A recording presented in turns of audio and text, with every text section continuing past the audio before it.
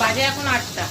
এখন আমি রান্না করছি বলতে সকালবেলায় যা ছিল খাওয়া হয়ে গেছে ওটা দিয়ে। আর বাটা মাছটা ধোয়া ছিল, ছিল, ওইটা দিয়ে এখন বললাম যে না একটুখানি করে রাখি। খানিকক্ষণ আগে বেশ মোটামুটি আধা ঘন্টা 15 ঘন্টার মধ্যে একটু গরম জল করে চা করেছিলাম, তখন গরম জল করেছিলাম, একটু সর্ষে বাটা দিয়ে এটার মধ্যে একটুখানি করে রেখেছিলাম, ভিজিয়ে রেখেছিলাম।